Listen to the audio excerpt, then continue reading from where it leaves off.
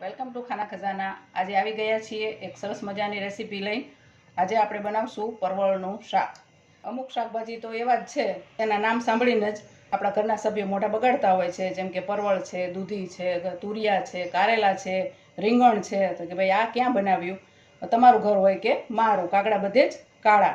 પણ આજે આપણે પરવળ એવી રીતે બનાવશું કે કોઈ પણ સભ્ય મોઢું નહીં બગાડે, પરંતુ તમારી પાસે વારંવાર બનાવડાવશે કે મમ્મી આજે તો આ શાક બનાવો, ખાવાની ખૂબ જ મજા આવી। એવી રીતે પરવળ બનાવશું, નવી રીતે અને નવા સ્વાદમાં, નવા અંદાજમાં। તો ચાલો હવે વધુ વાર કર્યા વગર આ નવો અને સરસ મજાનો ઇન્ટરેસ્ટિંગ વિડીયો આપણે શરૂ કરીએ બનાવવા।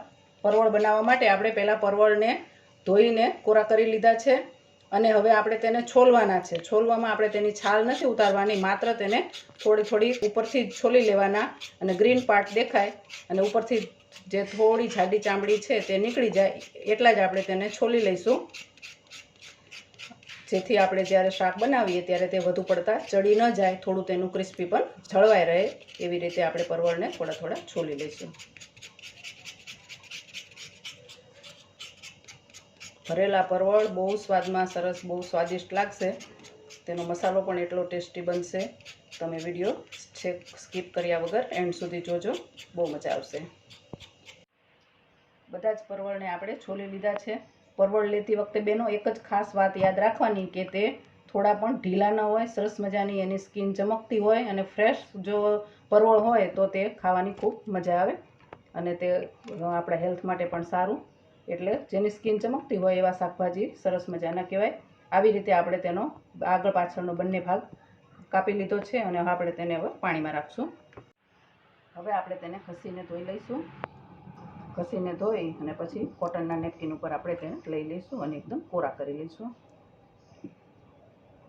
હવે આપણે તેને કોરા કરી લઈશું। હવે આપણે પરવળને વચ્ચેથી કાપો મૂકીશું। જેવી રીતે આપણે ભરેલો ભીંડો બનાવીએ છીએ અને ભીંડામાં જે રીતે ચીરો મૂકીએ છીએ તે જ રીતે મૂકવાનો છે। હવે અહીં પરવળને ખોલીને થોડા જોઈશું અને તેની વચ્ચેનો જે ગર છે તે ઓછો થોડો કરી લઈશું, જેથી આપણે મસાલો ભરતી વખતે થોડો વધુ મસાલો તેમાં સમાય। ગર આપણે થોડો કાઢી લઈશું તેમાંથી। ધીમે ધીમે સાવધાની પરવળથી, પરવળ તૂટે નહીં તે રીતે ગર લઈ લઈશું। એકદમ ખાલી નથી કરી નાખવાના, પણ થોડો થોડો ઉપરથી જે બીજનો ભાગ છે તે આપણે લઈ લઈશું, એટલે ખાતી વખતે થોડું કડક ન લાગે અને પરવળ સરસ ચડી જાય। આ રીતે આપણે ધીમે ધીમે કાપો મૂકતા જઈ અને વચ્ચેથી ગર લઈ લઈશું।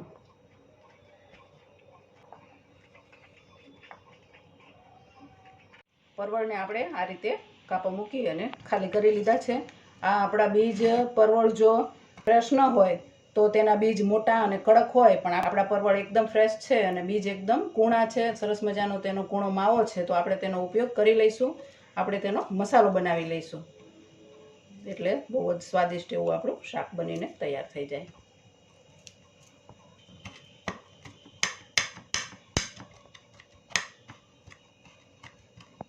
ચાલો હવે આપણે જઈએ ગેસ તરફ।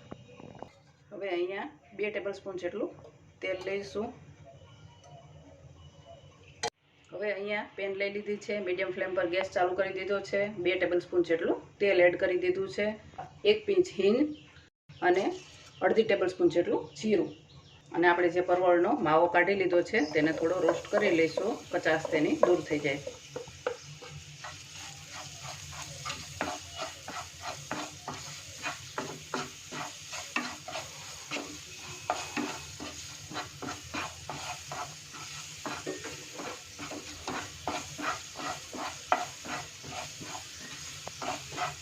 બે મિનિટ શેકાઈ ગયા પછી આપણે ગેસ બંધ કરી દઈએ છીએ અને મસાલાને ઠંડો થવા દઈએ।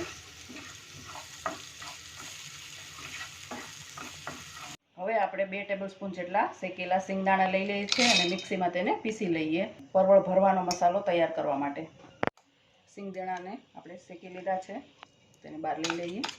અહીં મેં બાલાજીનું ખટા મીઠા મિક્સ આવે છે તે લઈ લીધું છે। તેમાં તીખા ગાંઠિયા છે, સિંગ છે, સેવ છે, વટાણા છે, બધું જ સરસ મજાનો ખાટો મીઠો અને તીખો એવો ટેસ્ટ છે તેનો। અને ઘરમાં નમકીન પડ્યું હોય તો પણ તે તમે લો તો પણ ચાલે, એટલે આપણે અત્યારે તેને પણ લઈ અને મિક્સીમાં પીસી લઈએ। નમકીનને પણ આપણે પીસી લીધું છે, એડ કરી દઈશું। આ બધાને આપણે સારી રીતે મિક્સ કરવાનું છે. તેની અંદર જશે અડધી ટેબલસ્પૂન જેટલો ગરમ મસાલો અને 1 ટેબલસ્પૂન જેટલું થશે વરિયાળીનો પાવડર. બહુ સ્વાદિષ્ટ લાગશે, આ તમે જરૂર ટ્રાય કરજો. અડધી ટેબલસ્પૂન જેટલું કાશ્મીરી લાલ મરચું, અડધી ટેબલસ્પૂન હળદર અને અડધી ચમચી ધાણા જીરુંનો પાવડર અને અડધી ચમચી સ્વાદ અનુસાર નમક. આ બધાને આપણે સારી રીતે મિક્સ કરી લઈશું. અને તેની સાથે જે આપણે મસાલો તૈયાર કરીને રાખ્યો છે તે પણ એડ કરી દઈશું. હવે આ બધાને આપણે સારી રીતે મિક્સ કરી લેવાનું છે. આપણે હાથેથી મિક્સ કરશું એટલે સરસ મિક્સ થઈ જશે. મસાલો આપણો તૈયાર થઈ ગયો છે. હવે આપણે પરવળને જેટલો મસાલો તેમની અંદર જાય તેટલો ભરી લઈશું દબાવીને.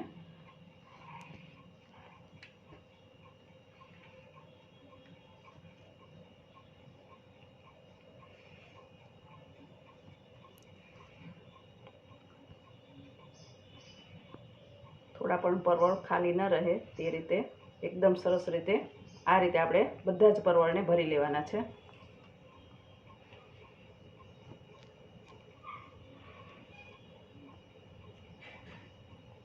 બહુ સ્વાદિષ્ટ લાગશે બેનો, જરૂરથી ટ્રાય કરજો.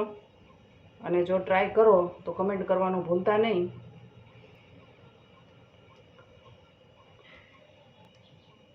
આપણે હજી મળીને ઘણી બધી રેસીપી બનાવવાની છે, એટલે તમે તે પણ કહેજો કે હવે મારે નવું અમારે શું જોવું છે. બધા જ પરવળને આપણે ભરી લીધા છે સરસ રીતે દબાવીને. હવે આપણે ગેસ ચાલુ કરશું અને પરવળને કૂક કરી લઈએ. હવે આપણે ગેસ ચાલુ કરી દીધો છે અને મીડિયમ ફ્લેમ પર પરવળને કૂક થવા માટે રાખી દીધા છે. અહીં આપણે જાડા તળિયાવાળી પેન લેવાની છે. આપણે પાણી તો માત્ર થોડું જ એડ કરવાનું છે, તેલમાં જ આપણે કૂક કરશું એટલા માટે આપણે જાડા તળિયાવાળી હોય પેન, તો તેની ગરમીથી જ પરવળ આપણા સરસ મજાના સોફ્ટ થઈ જાય. હવે ઢાંકીને આપણે 4 મિનિટ સુધી કૂક થવા દઈશું. 4 મિનિટ જેટલો સમય થઈ ગયો છે. આપણે તે જોઈશું ખોલીને. હવે આપણે એક સાઈડ માટે તો પરવળ સરસ મજાના શેકાઈ ગયા છે. બીજી સાઈડથી આપણે તેને ફેરવીને આવી રીતે ફેરવી લઈશું. તમે જોઈ શકો છો કે તે સરસ રીતે શેકાઈ ગયા છે.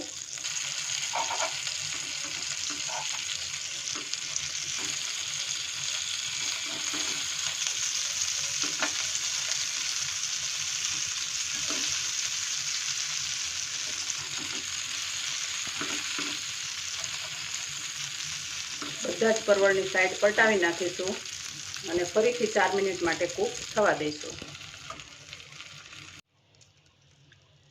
4 મિનિટ જેટલો સમય થઈ ગયો છે. બંને બાજુ સરસ રીતે પરવળ આપણા શેકાઈ ગયા છે. હવે આપણે જે પરવળ ભરતી વખતે મસાલો જે આટલો વધ્યો છે તેને પણ એડ કરી દઈશું.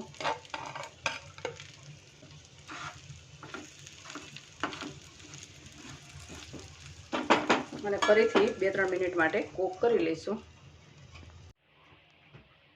હવે આપણે જોઈશું મસાલો પણ આપણો સરસ મજાનો આપણું શાક બની ગયું તૈયાર. હવે 1/4 કપ આપણે પાણી ઉમેરી અને માત્ર 1 મિનિટ માટે જ આપણે તેને કૂક થવા દઈશું.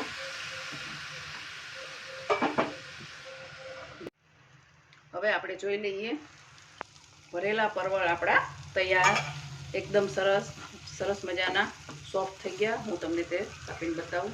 જોઈ શકો છો કેટલા સોફ્ટ છે તે પણ થોડી જ વારમાં. હવે આપણે ગેસ બંધ કરી દઈએ છીએ અને લીલા ધાણાથી તેને ગાર્નિશ કરીએ. હવે આપણે સર્વ કરી લઈએ. તો તૈયાર છે આપણા મસ્ત મસાલેદાર ભરેલા પરવળ. વિડીયો ગમ્યો હોય તો લાઈક કરજો, શેર કરજો અને ચેનલને હજી સુધી જો નવા છો અને ચેનલ સબસ્ક્રાઈબ નથી કરી તો પ્લીઝ સબસ્ક્રાઈબ કરી લેજો. અને હવે મળીશું નેક્સ્ટ વિડીયોમાં. Thank you.